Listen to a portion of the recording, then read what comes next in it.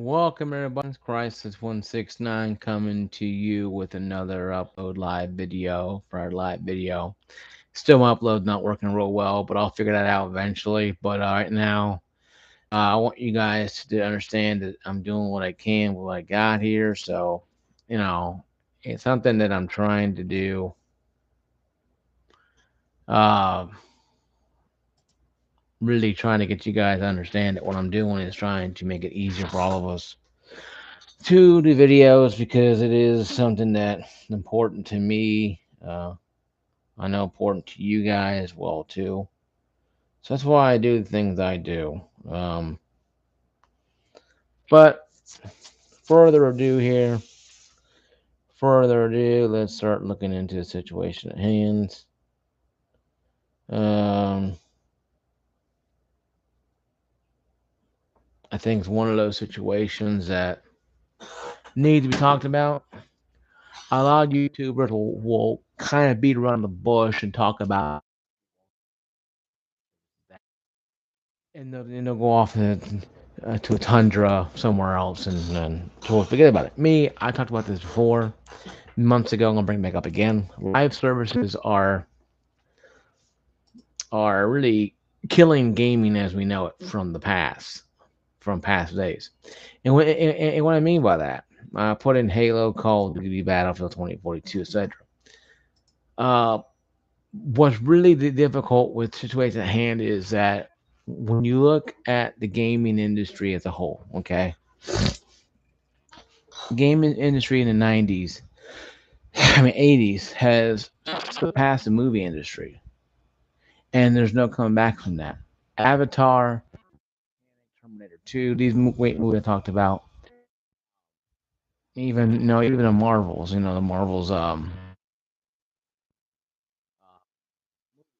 not come close to what the gaming industry is raking in, and it won't, because it's not 20% that's doing the $1 billion stuff. It's like like the movies, okay?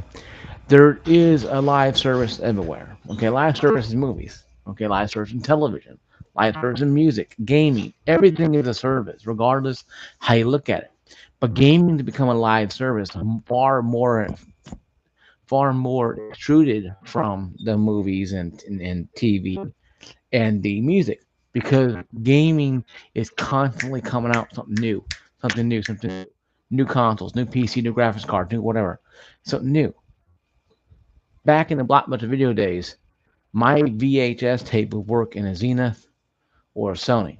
It didn't say it only works on Sony and Sony products. No, it works everywhere. Because you had one format. With gaming, hook up a PS5 disk drive to your Xbox X series to play PS5 game. They guarantee you Sony would be talking to Microsoft about and I think that's where a lot of live services are the biggest trend right now. Because back in the day, you had Nintendo and Sega duking it out, 10 rounds, duking it out. Who's gonna win? Who's gonna be? Who's gonna be? Who's gonna win? Who's gonna win? Nintendo won. Foreshadowed if you look at the track record of Sega. But even Sega had a live service, believe it or not. The 32X, the Sega CD, those were live services. They try to keep the Age and Genesis that came out in 1989 and 1988 relevant. Yes, it was a great graphic system, but Super Nintendo could rotate and scale with Genesis could. It was only a 2D sprite, 2D with 3D sprites. That's all it could do. Good for its time. Then we moved on to 64, the GameCube, Wii, and so on and so on. Now we're in an era now where games are being turned on and off. Just like if I go to my light switch and turn off the lights, that's how games are created and dying, by turning on and off servers, because everything is on servers nowadays. Even if you buy the yes, even if you put it into your Xbox PlayStation, it's still a live service. Anthem was the ultimate reason of this. Anthem had The programmers who were making Anthem didn't even know what they're making until they saw the Anthem, a review. Maybe about a year before the game was launching. And what we got was a lot of cool cutscenes and very little gameplay. I still haven't played Anthem to this day, even though it's an EA play and I can download anytime I want to. That live service was pretty much cut. It's still active, but they're not creating any new content for it. Sorry. And they won't be sometime at all, ever. Um, Same goes for Battlefield. When season 7 drops here in March, I already complete season 6. That's it. Battlefield's done. If you haven't played Battlefield at all since it launched in 2020 or so, 2019, 2020, when it actually came out, then you're kind of late to the party. Now, granted, I think the game will see a resurgence again in season 7. Call of Duty, prime example. Call of Duty is, and Halo, Call of Duty especially, is the ultimate live service. It comes out every single year, new game under same game under new name. And people go out there and give it money and throw money at it, and that's what these people do. Okay, they take money and they throw it at it. It's a live service, and only live as long as the money keeps coming in. Apex Legends, PUBG, uh, um, Fortnite. These games are live services. And once the PUBG craze is dying down, you see how many people are not creating stuff for it. How PUBG is not the who's who or CS:GO. How that's not 100%. That's also like a million players, but because it brings value. The game is free, but it brings value. PUBG brought value for a while. Fortnite did too. Apex Legends has done a little more. But these games are all live service battle arenas that people like to get in there and spin twirl no scope and run and do like no they're doing Halo better than Halo in a sense. Even Halo Infinite has had resurgence because it added more content. The problem is the live service is only good as the content keeps pumping. When we take the hose, let's say the game is this here and the hose, and you lock it in and you turn it on, you're pumping content into the game.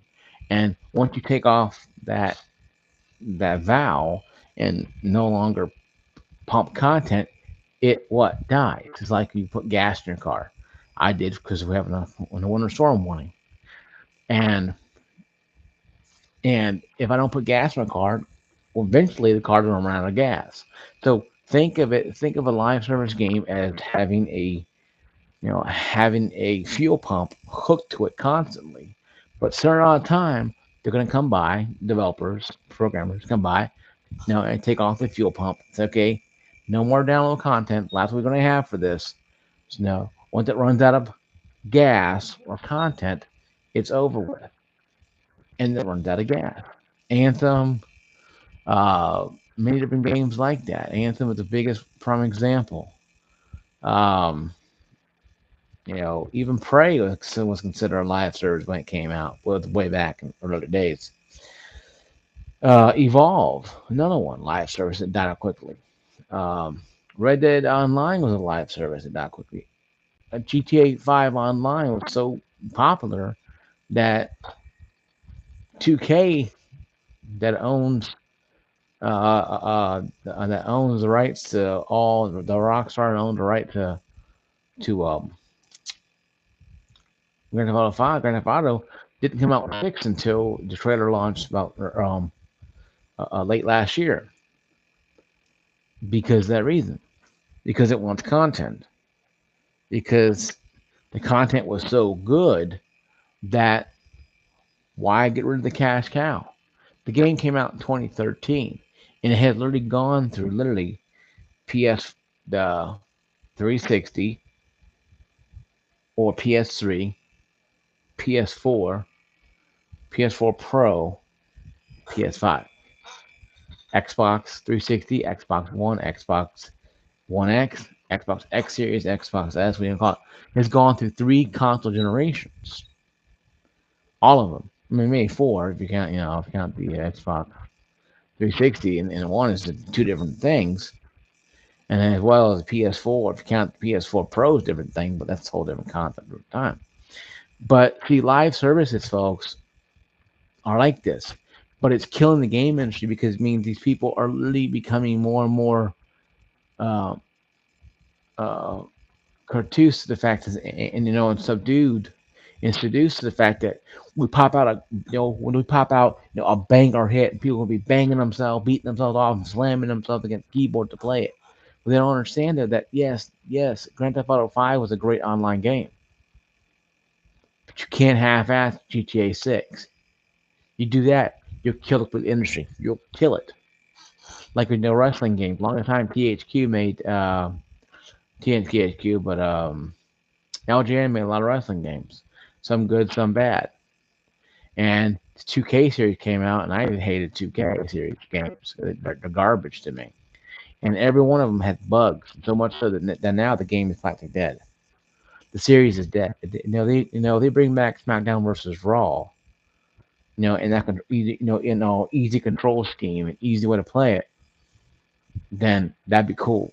But with this new button code, like you're playing Mortal Kombat in the ring practically, and really just it's not for me. I don't mind button mashing and have certain moves, but you gotta sit there and print off a list of moves so there's to play a game. Like, that's not for me. So that's why I tell people, live service games are not always going to be the best thing, and they're not. I said this years ago about live service games, way before the Call of Duty, way before Battlefield 2042, way before Halo Infinite. I said Call of Duty and Halo are the greatest live service games of all time because they come out almost every year. Technically, does, but Halo came out. 3 came out with some great banger content.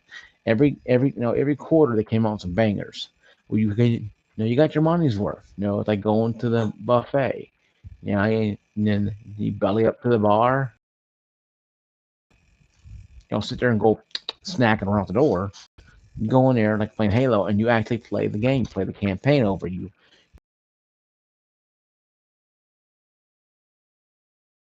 own soul level